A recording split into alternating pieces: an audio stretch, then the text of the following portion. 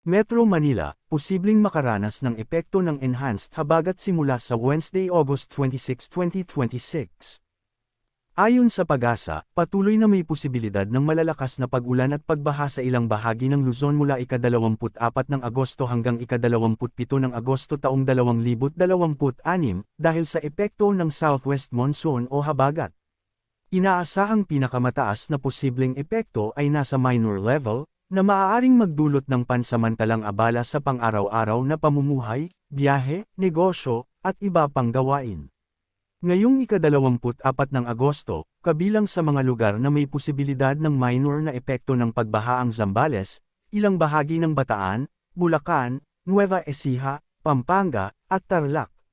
Samantala, may minimal na posibilidad ng epekto sa Cavite, Metro Manila, Rizal, ilang bahagi ng Batangas, Laguna, at iba pang lugar sa Central Luzon. Sa ika-25 ng Agosto, inaasahan pa ring makakaranas ng posibleng minor na epekto ang Zambales at ilang bahagi ng Bataan, Bulacan, Nueva Ecija, Pampanga, at Tarlac. Posible rin ang minimal na epekto sa Metro Manila, Cavite, Rizal, Laguna, Batangas, Quezon, at iba pang karatig lugar. Pagsapit ng ika-26 ng Agosto at 27, mananatili ang posibilidad ng pagbaha at iba pang epekto ng malalakas na ulan sa ilang bahagi ng Metro Manila, Bataan, Bulacan, Nueva Ecija, Pampanga, Tarlac, Zambales, Cavite, Batangas, Rizal, Laguna, at Quezon.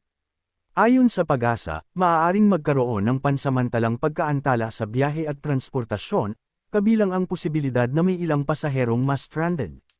Posible rin ang bahagyang pinsala sa ilang bahay at istruktura, lalo na sa mga gawa sa magagaan o hindi matitibay na materyales, pati na rin ang epekto sa mga pananim at palaisdaan sa ilang lugar. Pinapayuhan ng publiko na manatiling alerto, iwasan ang mga baang lugar kung maaari, at patuloy na subaybayan ang mga susunod na abiso at babala mula sa PAGASA at mga lokal na pamahalaan. Tropical Cyclone Update. Ang Typhoon Obet ay nananatili ang lakas habang nasa Philippine Sea. Typhoon Obet, Sodel. Lokasyon nasa layong 1,350 kilometro. Silangan-hilagang silangan ng extreme northern Luzon. Coordinates. Pinakamalakas na lakas ng hangin, 10-minute average, 165 km per hour. Pagbagso, 205 km per hour. Galaw, Kanluran Hilagang Kanluran, West-Northwest, WNW, KHK, sa bilis na 30 km per hour. Presyon sa sentro, 945 hectopascals o mabar, hectopascals o millibars. Lawak ng hangin ng bagyo, 540 kilometro, galing sa sentro ng bagyo. Hindi inalis ang posibilidad na maging isang super typhoon, STY, ang bagyong Obet ayon sa mga weather forecast models. Posibleng palakasin muli ang habagat na posibleng makakaranas ng mga pag-ulan sa bansa, lalo na sa kanlurang bahagi nito. Lalabas ito ng PAR mamayang hating gabi o bukas ng madaling araw, ika-25 ng Agosto taong 2026. Coordinates, 14.1 degrees north, 136.6 degrees east. Pinakamalakas na lakas ng hangin, 10-minute average, 65 km per hour. Pagbagso, 80 km per hour. Galaw, hilaga-hilagang silangan, north-northeast, NNE, hasil, ng mabagal. Hindi ito inaasahang papasok sa Philippine Area of Responsibility, PAR. Southwest monsoon or habagat. Synopsis o buod, nakakaapekto ito sa Luzon.